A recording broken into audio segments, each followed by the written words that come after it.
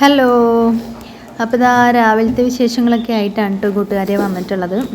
എന്താണെന്നറിയില്ല, കുറച്ച് ദിവസമായിട്ട് ലോങ് വീഡിയോസൊക്കെ ചിലതൊക്കെ എടുക്കണമെങ്കിലും ഒരു സമയത്ത് എഡിറ്റ് ചെയ്യാനൊക്കെ ഭയങ്കര മടിയായി വന്നിട്ടുണ്ട് കേട്ടോ. ഷോർട്ട് അങ്ങനെ കുറേ വിടുന്നല്ലാതെ ലോങ് വീഡിയോസൊക്കെ എഡിറ്റ് ചെയ്യാൻ നല്ല മടിയാണ് കേട്ടോ. അപ്പം അതുകൊണ്ടാണ് ഇപ്പം അങ്ങനെ എന്താ പറയുക, ഡെയിലി ലോങ് വീഡിയോസൊന്നും ഞാൻ അപ്ലോഡ് ചെയ്യാത്തത്. അത് എടുക്കാൻ മടി, പിന്നെ അത് അപ്ലോഡ് ചെയ്യുക, അതായത് എഡിറ്റ് ചെയ്യാൻ മടി, അങ്ങനെ ഭയങ്കര മടിയായിട്ടുണ്ട്. എന്താണെന്നറിയൂട. ഷോർട്സ് മാത്രം ചെയ്യാനാണ് ഇപ്പോൾ കുറച്ച് ദിവസമായിട്ട് ഭയങ്കര ഇൻട്രസ്റ്റ് കേട്ടോ. ഒന്നാമത്തെ കാര്യം, നമ്മൾ ഈ ലോങ് വീഡിയോസ് ഒന്നും ചെയ്യുമ്പോഴങ്ങനെ വ്യൂസ് കുറവായതുകൊണ്ടാണ് അതിനോട് ചെയ്യാനൊരു മടുപ്പ് തോന്നണത് കേട്ടോ. വ്യൂസ് ഉണ്ടെങ്കിൽ പിന്നെയും നമുക്കത് ചെയ്യാനുള്ളൊരു പ്രോത്സാഹനമാണ് കേട്ടോ. അപ്പോൾ എന്തായാലും ഇത് രാവിലത്തെ ഒരു വീഡിയോസാണ്. മക്കൾക്ക് സ്കൂളുള്ള ഒരു ദിവസത്തെ രാവിലത്തെ മോർണിംഗ് റൊട്ടീനൊക്കെയാണ് കേട്ടോ കാണിക്കണത്. പിന്നെ ഞങ്ങൾ കഴിക്കാനായിട്ട് ഉണ്ടാക്കിയിട്ടുള്ളത് ഇപ്പം എന്താണ്, ദോശയാണ്. അപ്പോൾ ദോശയാകുമ്പോൾ പിന്നെ ആ കഴിക്കുന്ന സമയത്തേ ഉണ്ടാക്കുകയുള്ളൂ, ബാക്കിയെല്ലാം നേരത്തെ റെഡിയാക്കും. അപ്പം എൻ്റെ ചോറൊക്കെ ആയിട്ടുണ്ട്. മുട്ടക്കറി ഉണ്ടാക്കിയിട്ടുണ്ട് ഞാൻ, പിന്നെ കുറച്ച് ഗ്രീൻ പീസ് എടുത്ത് കറി ഉണ്ടാക്കിയിട്ടുണ്ട്. മക്കൾക്ക് കൊടുത്തയക്കാൻ വേണ്ടിയിട്ട് ചീരയും പരിപ്പും കറി വെച്ചിട്ടുണ്ട്. പിന്നെ മുട്ട ഇന്നലെ വൈകുന്നേരം കൊണ്ടുവന്ന് വെച്ചതിലേ ഒരു 3 എണ്ണം പൊട്ടിയിരിക്കേണ്ടിയിരുന്നു. അപ്പോൾ ഞാൻ ആ 3 എടുത്തിട്ട് ഇങ്ങനെ മുട്ട ഇങ്ങനെ തോരനാക്കിയിട്ട് ചിക്കി ഉണ്ടാക്കുമല്ലോ, നമ്മൾ സവോളയൊക്കെ വഴറ്റിയിട്ട് അതിലേക്ക് ഇട്ടിട്ട്, അപ്പോൾ അങ്ങനെ ഉണ്ടാക്കി വെച്ചിട്ടുണ്ട്. അപ്പം ഞാൻ മക്കൾക്ക് സ്കൂളുള്ള ദിവസങ്ങളിൽ അതായത് ചോറും കറികളും അവർക്ക് കൊണ്ടുപോകാനുള്ളതും നമുക്ക് എന്താണ് രാവിലെ കഴിക്കാനുള്ള അതിലേക്കുള്ള കറികളും ഒക്കെ ആദ്യം നേരത്തെ ഉണ്ടാക്കി വയ്ക്കും. എന്നിട്ട് എന്താണ് രാവിലെ തിന്നാൻ എന്താണോ അത് ആ ഒരു സമയമാകുമ്പോഴേ ഉണ്ടാക്കുകയുള്ളൂ കേട്ടോ. അപ്പോൾ ഇന്ന് ദോശയാണ്. അപ്പോൾ മക്കൾക്ക് വലിയ ദോശ വേണം, നല്ല ക്രിസ്പായിട്ട് വേണം എന്നൊക്കെ പറഞ്ഞു. നിങ്ങളുടെ വീട്ടിലൊക്കെ ഉണ്ട് ഈ ഒരു പരിപാടി, അതായത് കറി ഉണ്ടാക്കുന്ന ദിവസങ്ങളിൽ കറി ആവശ്യം ഉണ്ടാവില്ല, അപ്പോൾ അവർക്ക് പഞ്ചസാര ഇട്ട് കഴിക്കാനാവും തോന്നുക. നമ്മൾ പഞ്ചസാര ഇട്ട് കഴിച്ചോട്ടെ, കറിയൊന്നും ഉണ്ടാക്കാതിരുന്നു ഇന്ന് കറിയൊന്നും ഉണ്ടാക്കിയില്ല എന്നുള്ളൊരു ചോദ്യം കേട്ടോ. ഇവിടെ അധികം അങ്ങനെ ഉണ്ടാവലുണ്ട്. അപ്പോൾ ഞാൻ ഇന്ന് എന്താണെന്ന് എനിക്കറിയില്ല, മുട്ടക്കറി ഉണ്ടാക്കാൻ ചില ദിവസങ്ങളിൽ അങ്ങനെ ഒരു മുട്ടക്കറി ഉണ്ടാക്കാനൊരു പൂതി തോന്നി. അപ്പോൾ ഞാൻ മുട്ടക്കറി ഉണ്ടാക്കി, കുറച്ച് ഗ്രീൻ പീസ് ഇട്ട് അതും കറി വെച്ചിട്ടോ. അപ്പോൾ ഇതാ ഒരാൾക്കുള്ളത് ചൂടോടെ വെച്ച് കൊടുത്തിട്ടുണ്ട്. ഇങ്ങനെ വലുതാക്കി ക്രിസ്പായിട്ട് ഉണ്ടാക്കുകയാണെങ്കിൽ ഭയങ്കര ഇഷ്ടമാണ് കേട്ടോ. അപ്പോൾ അതെങ്ങനെ ഉണ്ടാക്കുകയാണ്, അങ്ങനെ ചൂടോടെ ആണെന്നുണ്ടെങ്കിൽ 2 എണ്ണം അല്ല, ഒരു 3 എണ്ണം 4 എണ്ണമൊക്കെ എന്തായാലും നിന്ന് നിപ്പിൽ ഞാനാണെങ്കിലും തിന്നും, ഒരാണെങ്കിലും തിന്നോട്ടോ. പക്ഷെ തണുത്ത് കഴിഞ്ഞാൽ പിന്നെ ദോശയൊന്നും വല്ലാതെ ഒരു പോകില്ല, 1 അല്ലെങ്കിൽ 2 അതിൽ കൂടുതൽ പോകില്ല. ചൂടോടെ ആകുമ്പോൾ കഴിക്കാൻ നല്ല ടേസ്റ്റാണ് കേട്ടോ. അങ്ങനെ ഒരു ഗിച്ചുമോള് പിന്നെ കറിയൊക്കെ കൂട്ടിയിട്ടാണ് മുട്ടക്കറിയും ഗ്രീൻ പീസ് കറിയൊക്കെ എടുത്തിട്ടാണ് കഴിച്ചിട്ടുള്ളത്. അപ്പോൾ എല്ലാം സെറ്റായി. രാവിലെ എന്താ പറയുക, എനിക്കെല്ലാം പെട്ടെന്ന് അങ്ങോട്ട് റെഡിയായി കിട്ടണം കേട്ടോ. അതായത് ഒരു സ്ലോവിൽ അങ്ങനെ ഇഷ്ടമല്ല, പെട്ടെന്നൊക്കെ ഇങ്ങനെ സെറ്റാക്കും. അപ്പോൾ ചോറ് അരി അടുപ്പത്തിട്ട് റൈസ് കുക്കറിൽ ഇറക്കി വെച്ചിട്ടുണ്ടെങ്കിൽ അടുത്തത് ഇങ്ങനെ ഓരോന്ന് ഇങ്ങനെ റെഡിയാക്കണം. അപ്പോൾ ഇതാ ഇനിയിപ്പോൾ ചൂടോടെ ഓരോരുത്തർക്കും ഇങ്ങനെ കൊണ്ടുപോയി കഴിച്ചാൽ മതി കേട്ടോ. അപ്പോൾ എന്തായാലും ഞാനിനിപ്പോൾ പറഞ്ഞയച്ചതിന് ശേഷമുള്ള ഉണ്ടാക്കാനൊക്കെ വേണ്ടി നിൽക്കുന്നത്, ഓരോതൊക്കെ കഴിയട്ടെ എന്ന് വിചാരിച്ചു കേട്ടോ. അപ്പോൾ ഇന്നത്തെ മുട്ടക്കറിക്ക് ഒരു സ്പെഷ്യൽ ഒരു എന്താ പറയുക ടേസ്റ്റ്, ഒരു പ്രത്യേക ടേസ്റ്റ് ഉണ്ട് തോന്നി. ഞാൻ കുറച്ച് മല്ലിയില കിട്ടിയിരുന്നു കേട്ടോ, നല്ല ടേസ്റ്റ് ഉണ്ടായിരുന്നു മുട്ടക്കറി. പിന്നെ നമുക്കുള്ള ചോറൊക്കെ ആയി, ഒരു ചൂടാവിയൊക്കെ ഒന്ന് പോകണല്ലോ, നല്ല അടച്ച് വെക്കാൻ വേണ്ടി പറ്റുള്ളൂ. പിന്നെ ചീര ഞാൻ കറി കേട്ടോ, പരിപ്പും കൂടെ ഇട്ടിട്ടാണ് ചീര കറി വെച്ചിട്ടുണ്ടായിരുന്നത്. അപ്പോൾ അതിൽ ആ കറി ഇല്ലാതെ അധികം ചീരയാണ് ഞാൻ എടുത്ത് ചോറിൽ വെച്ചത് കേട്ടോ. പിന്നെ ആ മുട്ടത്തോരനും ആക്കി. അപ്പോൾ വെള്ളം നിറച്ച് കൊടുക്കാനുണ്ട്. അപ്പോൾ ഇത് രാത്രി തിളപ്പിച്ച വെള്ളമാണ്, അപ്പം ചൂടൊക്കെ പോയിട്ടുണ്ട്. അപ്പോൾ അതിലേക്ക് ഞാൻ കുറച്ച് ചൂടുള്ള വെള്ളം, ഇപ്പം തിളപ്പിച്ച കരിങ്ങാരി വെള്ളത്തിൽ നിന്ന് കുറച്ച് ചൂടുള്ള വെള്ളം കൂടെ ഒഴിച്ചു കൊടുക്കുകയാണ് കേട്ടോ. കാരണം ഇപ്പം നല്ല മഴയാണല്ലോ, അപ്പോൾ ചോർക്കാണ് ചൂടുള്ള വലിയ ഇഷ്ടമൊന്നുമില്ല. അവർക്ക് എപ്പോഴും ഈ നല്ല മഴ പെയ്യുന്ന സമയമാണെങ്കിൽ തണുപ്പാണെങ്കിലും തണുത്ത ആഹാരമാണ് ഇഷ്ടം. ഞാനങ്ങനെയല്ല, എനിക്ക് മഴയായി കഴിഞ്ഞാൽ പിന്നെ ചൂടുള്ളത് കിട്ടണം, അതാണ് ഒന്നും കൂടെ ഇഷ്ടം കേട്ടോ. അപ്പോൾ കുറേ പാത്രങ്ങളുണ്ടായിരുന്നു, അതൊക്കെ ഞാൻ കഴുകി വെച്ചു. ഇനി പോയി കഴിഞ്ഞാൽ പിന്നെ എനിക്കുള്ള ദോശ ഉണ്ടാക്കാൻ വേണ്ടിയിട്ട് തുടങ്ങാൻ കേട്ടോ ഞാൻ. അപ്പോൾ ഞാൻ ചായ ഇട്ടുകൊണ്ടിരിക്കുകയാണ് കേട്ടോ. ഇനി ചൂടോടെ 2 ദോശ ഞാനും ഉണ്ടാക്കി കഴിക്കാൻ വേണ്ടിയിട്ട് പോവുകയാണ്. പിന്നെ അവരൊക്കെ പോയി കഴിഞ്ഞതിന് ശേഷം ഞാൻ പിന്നെ പുറത്തൊന്ന് പോയിട്ടുണ്ടായിരുന്നു കേട്ടോ. അപ്പോൾ കുടുംബാടൊന്ന് പോയിരുന്നു, ചിക്കൻ വാങ്ങി വന്നു. അപ്പോൾ ചിക്കൻ സാധാ കറിക്ക അങ്ങനെയാണ് വെട്ടിയത്. അപ്പോൾ ഇവിടെ എത്തിയപ്പോഴേക്ക് തോന്നി ബിരിയാണി ഉണ്ടാക്കിയാലോ. അപ്പോൾ എല്ലാ സാധനങ്ങളും ഉണ്ടോയെന്ന് ചോദിച്ചാൽ മല്ലിയിലയും പുതിനയിലൊക്കെ ചിലപ്പോൾ വീക്കെൻഡിലൊക്കെ നമ്മൾ പച്ചക്കറി വാങ്ങുന്ന സമയത്ത് ഒരു 10 രൂപയ്ക്ക് അങ്ങനെ വാങ്ങിച്ച് സ്റ്റോർ ചെയ്ത് വെക്കലുണ്ട്. അപ്പോൾ ഞാൻ വിചാരിച്ചു അത് വെച്ചിട്ട് ബിരിയാണി ഉണ്ടാക്കാമെന്ന് വിചാരിച്ചു. പിന്നെ കുറച്ച് അരി കഴിഞ്ഞ ദിവസം മക്കൾക്ക് സോയ റൈസ് ഉണ്ടാക്കിയല്ലോ, ജീരകശാല റൈസ് വെച്ച്.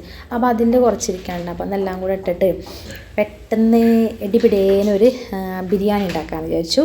അപ്പോൾ ഇതാ ഞാൻ കുറച്ച് നെയ്യ് എടുത്തിട്ടുണ്ട്. പിന്നെ അതുപോലെ അധികം ഞാൻ ഉപയോഗിക്കുക സൺഫ്ലവറാണ് കേട്ടോ ബിരിയാണിയൊക്കെ ഉണ്ടാക്കുമ്പോഴേ.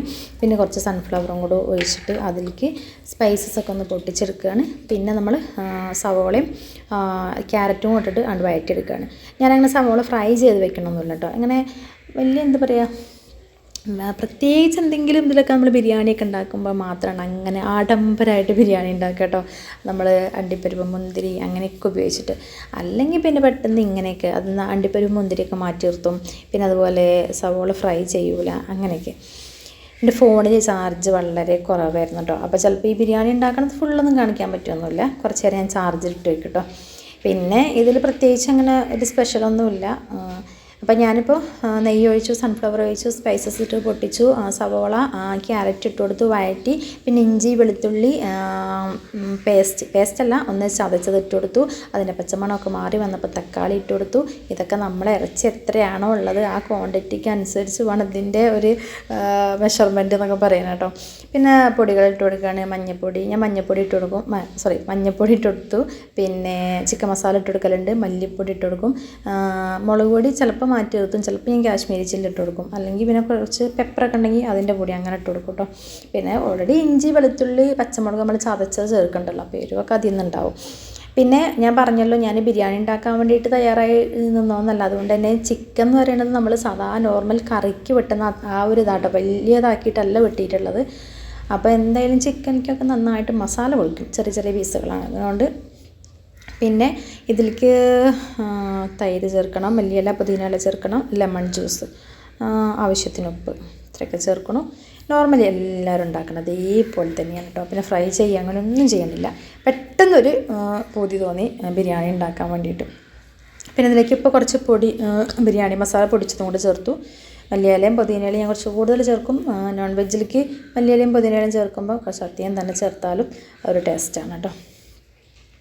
നന്നായിട്ടൊന്ന് മിക്സ് ചെയ്യാണ്. പിന്നെ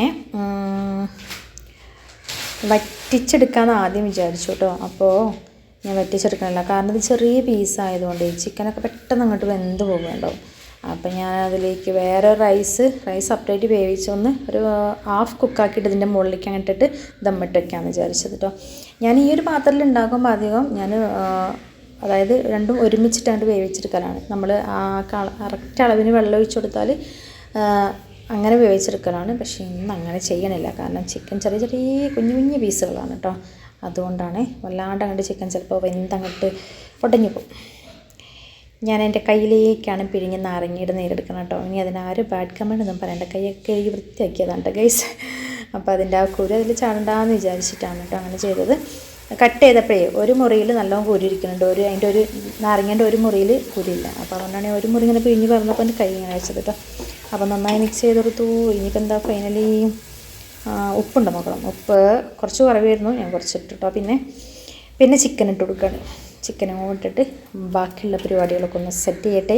അപ്പോൾ ചിലപ്പോൾ ഇനി ഞാൻ വീഡിയോസ് എടുക്കുക ചിലപ്പോൾ അതെല്ലാം എന്താ പറയുക നമ്മൾ തുറക്കണ സമയത്ത് ദമ്മിട്ടിട്ട് തുറക്കണ സമയത്ത്.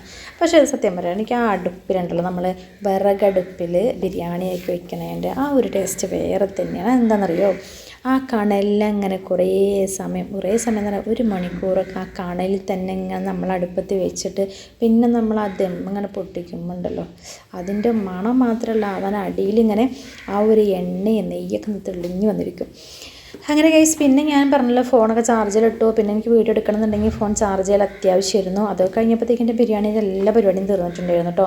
പിന്നെ ഞാൻ പപ്പടമൊക്കെ കാഴ്ച വെച്ചിട്ടുണ്ടായിരുന്നു. നമ്മൾ ചോറൊക്കെ ഒന്ന് ഞാൻ പറഞ്ഞല്ലോ അതിൽ പുറത്ത് ഗാർണിഷ് ചെയ്യാൻ അങ്ങനത്തെ ഒരു സംഭവങ്ങൾ ഞാൻ ചേർത്തിട്ടില്ല കേട്ടോ. ഇതിപ്പോൾ എന്താ ചേർത്താലില്ലെങ്കിലും ബിരിയാണി എന്തായാലും തീരുന്നുള്ളത് ഉറപ്പാണ്. മണം പൊള്ളിയായിരുന്നു കേട്ടോ തുറന്നപ്പോൾ തന്നെ. അപ്പോൾ ഇനി ഒന്നുമില്ല, ചിക്കനും കുറച്ച് റൈസും കൂടി ഞാനവിടെ മിക്സ് ചെയ്തു. ബാക്കിയുള്ള കുറച്ച് റൈസ് മാറ്റി സെപ്പറേറ്റ് ഇട്ടു. അപ്പോൾ കഴിക്കാൻ വേണ്ടി പോവുകയാണ്. അച്ചാർ എടുത്തിട്ടുണ്ട്, ചോറും ചിക്കനും ഒക്കെ വെച്ചിട്ടുണ്ട്, പപ്പടവും, ഇനി കുറച്ച് തൈരിൽ ഞാൻ ഉള്ളിയൊന്നും ഇട്ടിട്ടില്ല കേട്ടോ, വെറുതെ ജസ്റ്റ് അങ്ങനെ തൈരെടുത്തു. അപ്പോൾ മക്കളെ, ഇന്നത്തെ ഒരു കുഞ്ഞു വീഡിയോ ആണ്. ഇഷ്ടപ്പെട്ടിട്ടുണ്ടെങ്കിൽ ലൈക്ക് ചെയ്യുക, ഷെയർ ചെയ്യുക, കമൻറ്റ് ചെയ്യുക. അപ്പോൾ ചാനൽ ആദ്യമായിട്ട് ആരെങ്കിലും കണ്ടുകൊണ്ടിരിക്കണമെങ്കിൽ ഒന്ന് സബ്സ്ക്രൈബ് ചെയ്ത് കൂട്ടാക്കുക കേട്ടോ. അപ്പോൾ അടുത്തൊരു വീഡിയോ ആയിട്ട് കാണുന്നവരെ എല്ലാ കുട്ടികൾക്കും tata bye, see you, thanks for watching.